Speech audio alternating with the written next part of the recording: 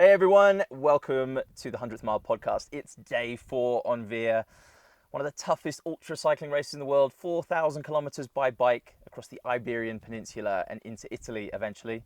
And with me today is one of the organisers, Ian Toe, and we're going to go through the latest action in the race. And we're going to have a few features today for certain riders. So Ian, why don't you start us off? Let's have a look at the map. Let's see what's happened in the last 24 hours. Yeah, so starting from the front, we have Adam Bialek, who came through over Col du Portet. We had a nice chat with him as he climbed. We have Vousden, who is maybe 5 hours behind. He's exited the Pyrenees, but he's also going to re-enter somewhere around Tarbes. And behind him we have Lucas Becker, who is climbing up to the third gate, the Col du Portet. He's closely followed by a whole big group. We've got Michele Pagano, we've got Krystian Jakubek, we've got Paolo Botti and Bruno Wicht, who after really hard first day struggling in the heat, he's risen very rapidly. Yeah, he's really clawed his way back, hasn't he? Absolutely. I mean, how far down the field was he after I think day he's one? something like 40th or 50th, and now he's vying for 4th place. There are those 4 guys in that cluster, very close to each other, probably not more than about 5k apart. So there's a real fight going on for those lower podium positions right now, aren't there? Absolutely, and they're all in hot pursuit of Lucas. Further back, you've got Rob Roy Cameron, you've got Chris Thomas, Mark Buchel. Mark has really struggled. He's dropped down the top 10 quite a bit. After them, you have... Well, I mean, and let's just focus on Rob Roy Cameron, because your prediction was he'd really cut himself out of the race with some of his early route decisions. He'd gone quite far east, but now he's back on the trunk, isn't he? And he's leading that pack of riders. I'd say second pack. Yeah, second significant pack. Yeah, he's leading them. But the problem, I think, is if he's made routing errors before, it's very hard to correct his route in the future, and we don't know what mistakes he'll make again. So watch out for those kind of routing problems that he might face, where he adds another few hours onto his route where he doesn't actually need to do it. That being said, I mean, when we started the race, there was a huge amount of variability in terms of routes people were taking. We're not seeing that so much anymore. Why do you think that is? Is it because there are fewer roads through this part of the country, or are they all watching each other?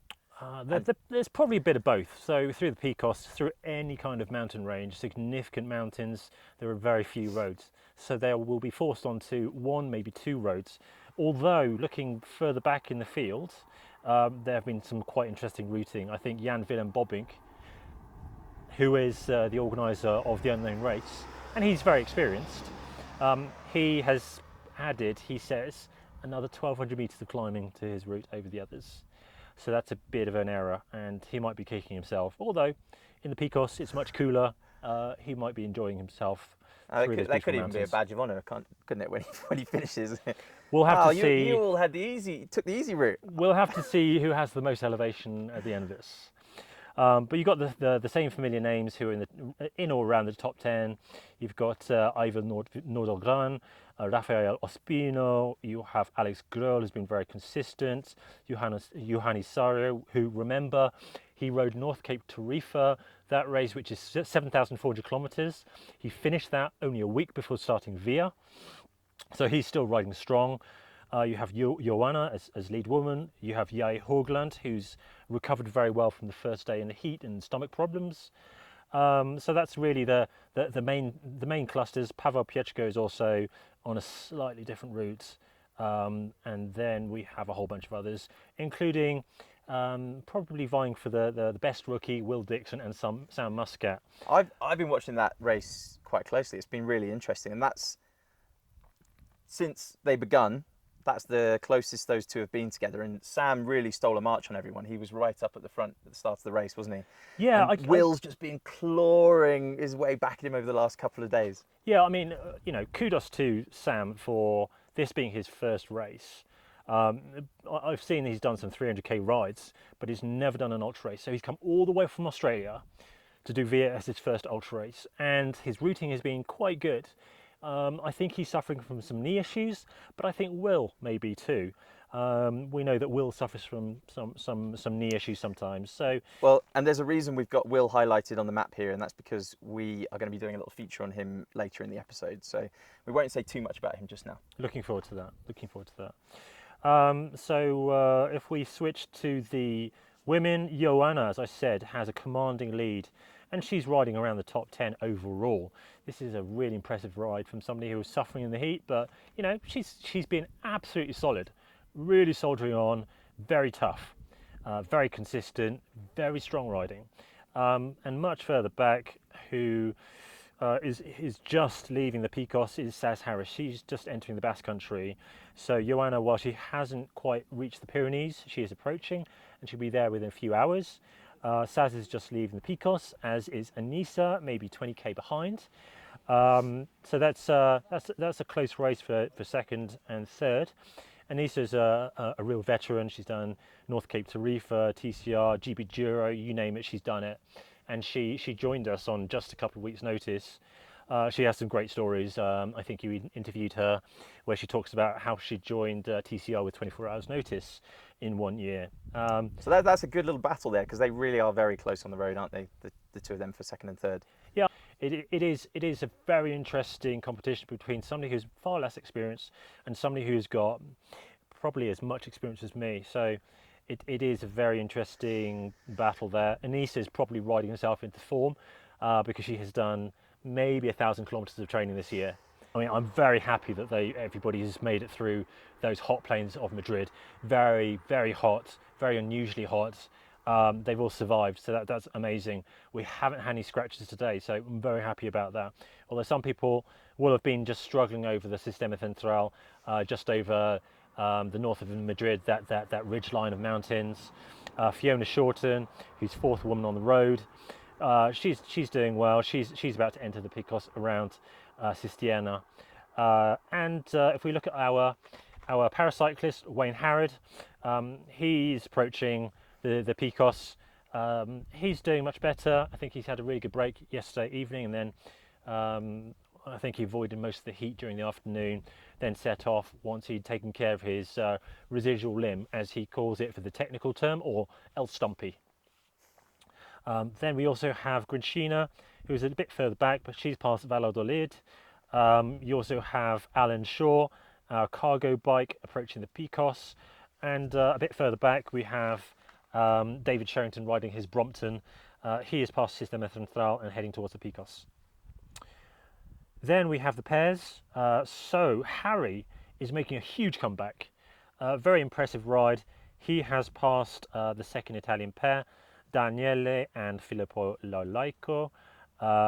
He is halfway between the first two gates, between Presa de Riaño and Ojedo. We don't know what their strategy is in terms of meeting up between him and Matt, his partner. Yeah, just to remind people that his partner's Matt Downey, and you can see on the map here where Matt is and Harry is. I mean, it wouldn't be too bad if there was a straight line between them, but there's a fair bit of routing across the mountains, isn't there, and distance to bridge that, if that's what they intend on doing. There's a fair bit of climbing left for Harry, although he should be enjoying his route through the Picos. I hope all the riders are. But let's hope they make a junction somewhere. Maybe it'll be somewhere here, maybe it'll be somewhere in Le Béziers, anywhere in the Pyrenees. It would be great if they could team up again, because they haven't seen each other for days now, since day one, when Harry decided that he was needing some much needed break from all the heat and his suffering. So now he's recovered, he's moving well, it seems. Matt hopefully will hang back. But the Swiss pair, if we go forwards, the Swiss pair Remo Koch and Michele Buscelli, they are moving like clockwork, and they are quite far ahead. Although Matt seems to be at about the same sort of place as them. And then you have Wally and Alberto, the first Italian pair on the road. They have just exited the Picos. Steve Whittaker and Richard Mackey, they're also approaching Sistiana and the Picos. Very interesting. And who have we got at the very back of the race? Who's hanging on in there? still fighting. So we have our world gravel champion, Pierluigi or Gigi Talamona, followed. He's following Marc Lalande. Well, he's a world champion. Remind people just how old Pierluigi is. He's something in the region of I think 72, if I remember correctly. So, I mean, a lot of people who are 72 wouldn't want to be out in that heat, let alone exercising. I mean, of any age really, but that's quite remarkable what he's been through, and he's still probably in much hotter climates than a lot of the riders now who are further north. Yeah, I mean, just to sign up and be on the start line is a really impressive feat in itself. It just shows how brave he is and how up for an adventure he is. I mean, at his age, I hope I'm still riding as strongly as he is. Marc Lalande too, he's of a similar age. Oli Kahn is slightly younger, but he's, I think, approaching 60. Sophie Gatteau, our Café du Cycliste reportage rider, she seems to have overcome some of the initial problems with the heat and has crossed over Sistema Central into Avila. Riccardo Ottolini is a little bit further ahead, as is Fabian Burri. Them and Jack Rendell all approaching Valladolid. So I'm very happy that they're out of the hot plains and there's nobody left around Madrid. So we've really got a spread now, haven't we? If we look at the whole field of riders, right from Adam at the front to the very back, it's beginning to separate. Although there are clusters of riders, which makes it interesting because people still vying for these podium places and top tens in the different categories. Have we had any scratches? Not today. So the scratch list, I think, is Dennis Marino, Kishan Go, Francisco Sevilla, and Vesa Harkonnen. They're all well. We're in contact with them. We started up a WhatsApp group for the scratches to help each other out, and we're trying to help them get home or get to the finish. Obviously, we've lost Nikki Short, but that's not due to any fault of her own. She's doing well. We've been in contact with her.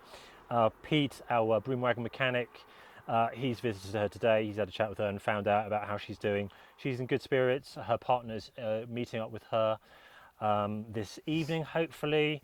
And she's been sharing a lot of positive messages with the group, hasn't absolutely. she? She's still cheering on the race. She's still cheering on the other riders and sending them well wishes, as all of our riders have been sending to her, just hoping that she recovers really quickly. So we do all wish her well. Right, I think that's enough route analysis for a minute. It's time for Hannibal's segment of the day. I forgot the elephant, Ian. I forgot the elephant. Got to remember the elephant. Over to you. Give us another one of your fascinating facts about Hannibal. So a lot of people won't understand. Why did Hannibal go all the way from Carthage, which is now the city of Tunis in Tunisia? Why did he go all the way from there to start in Cartagena in Spain with an army and with his 38 elephants cross the Pyrenees and the Alps and fight the Romans in many battles in Italy? Why did he do this? Well, you have to wind back from the first date of his invasion of Italy, so 218 BCE. You have to go back more than 20 years. In fact, you've got to go back 40 years in total for the start of the First Punic War. So Hannibal's invasion of Italy was the Second Punic War.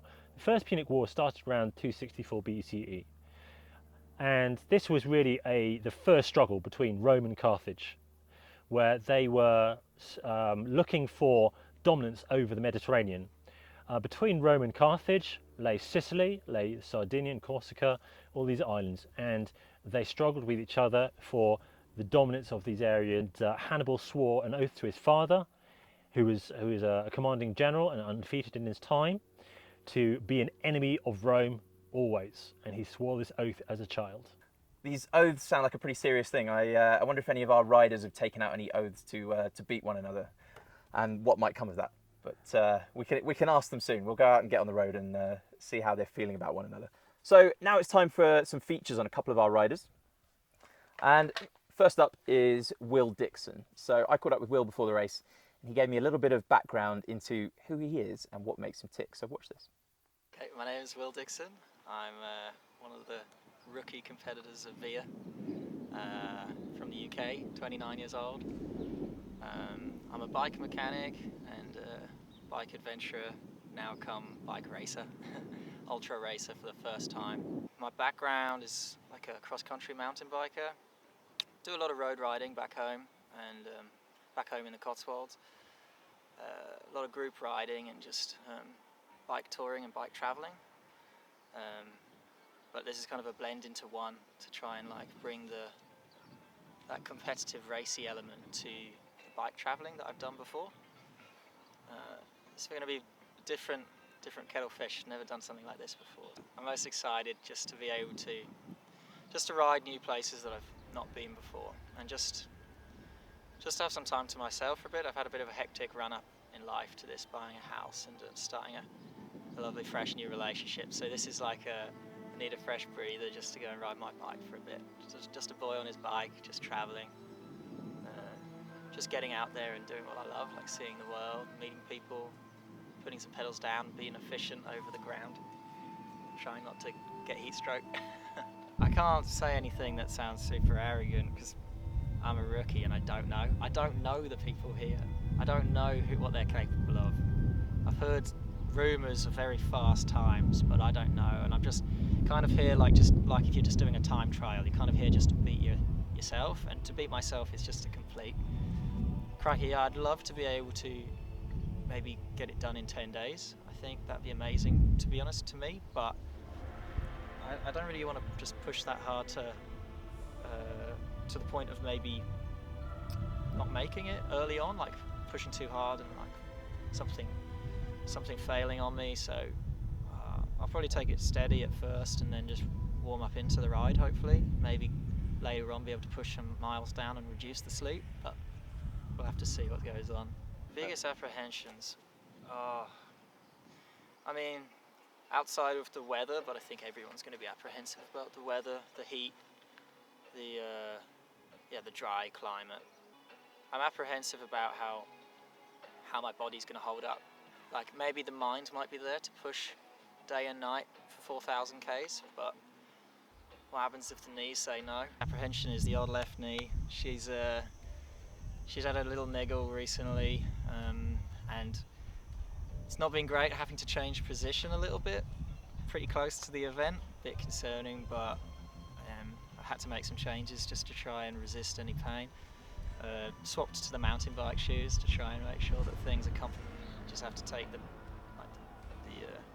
precautionary measures then to kind of try and resist or halt the pain developing. But yeah, that's my biggest apprehension, just whether I'm physically capable for it.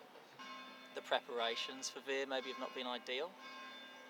I would have liked a bit more time on the route planning, like hours more time, and a bit more preparation, a bit more training. You know, everyone always wants more training, but it is what it is. We're here, like I can turn pedals, so I'm just going to do that and see what I can do. Not be too hard a critic on myself.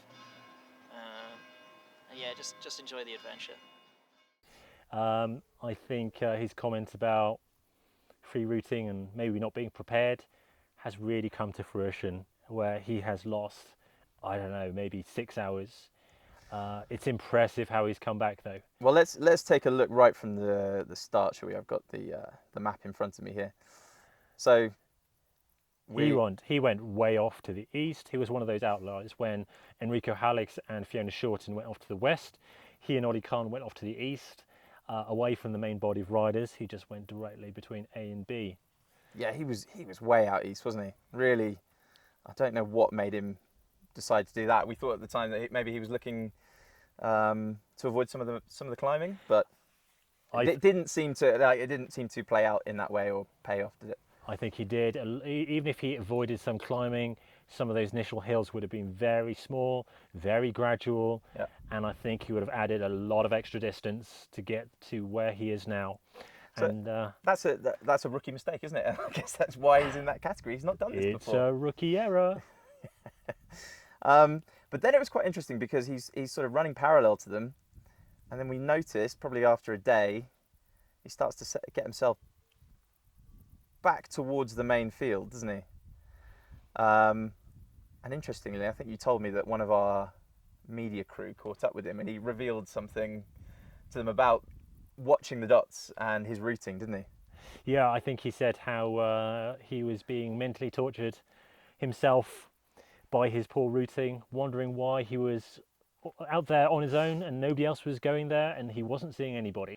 But these things can play on your mind if you're all on your own and nobody else is taking a similar path. I mean, if we look at the start of day 2, I can't even count the number of riders who are ahead of Will, and that's got to be pretty demoralising and frustrating when he's come here knowing it's his first race. But you know, he's a decent rider. He's had success in other things he's done, and I think he'd be hoping to be up there in at least the top 20, maybe even higher. Yeah, he wants to do well, and what that means is probably a top 20, maybe a top 10. But I think that although the first couple of days may have been demoralising, knowing that he's made a huge mistake and it's himself to blame. Remember, this is a free route, not a fixed route, so he has total responsibility for getting his route right between the mandatory locations. He will be kicking himself in those first couple of days, but now he's showing his strength and he's catching a lot of riders. I'll tell you what's very interesting about there. I'm still at the start of day 2, looking at the start of day 2. The leader of the rookie riders is Sam Muscat, who's way ahead. He's up with the lead top 5. pack. Yeah, not far off that. And then Will is a long way behind. But then as Will's got back onto this route, he's obviously done something quite sensible with his pacing and didn't start too hard on the first day, especially in that heat. He's been clawing his way back, and I know he's been sleeping a few hours a night, as has Sam, and we've just been watching that gap come down. And Will's highlighted here in yellow, and he's just sort of been clawing his way through the field as we move into day 3 there. I think Will's been looking at what other riders in front are doing now and perhaps altering or editing his route based on the mistakes or the successes of others, and he's been sticking to the trunk routes from then on. So I think he's been sticking to some pretty sensible roads, some decent roads. They're not tiny roads. And they're very well trodden. I mean, the route that Adam Bialek's taken is probably optimal, and a lot of the other riders who are doing well are following the same routes. Similarly, Will Vousden has been very similar. I think Lucas Becker's been almost exactly the same, and these are the riders who are doing the best currently. So it will be interesting to see how Will gets to the front if he can, if he's pacing himself well and is just showing that natural strength of his. Yeah, it'll be exciting to see how far he gets. Yeah, I'm impressed. He's doing a pretty solid ride, and I think he's not made the fatal mistake that a lot of rookies would make. Even if he's got some of the routing wrong, he has sort of paced this up until now, at least, pretty well. Hopefully, he's just looking after himself and he's getting into that rhythm of sleeping every night, a good amount of sleep, and not worrying too much about what's on the tracker, but riding his own race. So there's one more rider who we're going to focus on today, and that's Sophie Gatto. I caught up with her before the race, had a bit of a chat. And we'll watch that now, and then we can see how she's been getting on. Myself, I can sleep everywhere, anywhere, especially my favorite place is cemeteries because it's safe. And I know I'm not fast, but I can ride forever.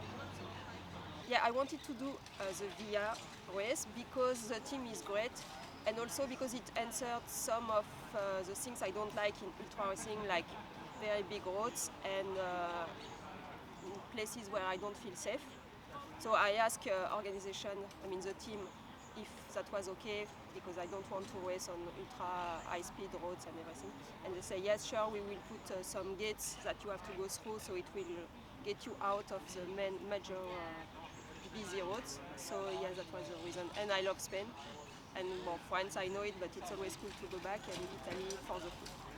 I'm excited to ride with people I don't know, but they look great. Everything looks great. I mean, the refuge, the gates, the landscape. Well, it will be very warm, so that's my biggest fear, but we'll see. Well, I'm not competing against anybody, so I will be happy to meet people on the road and that's it, but I'm not competing, so it's fine. So for me, the biggest challenge is definitely the heat. It will be more than 40 degrees around Madrid. I'm not used to it. In France, we had a terrible weather, so we have no acclimatation to this heat, and that will be a hard one.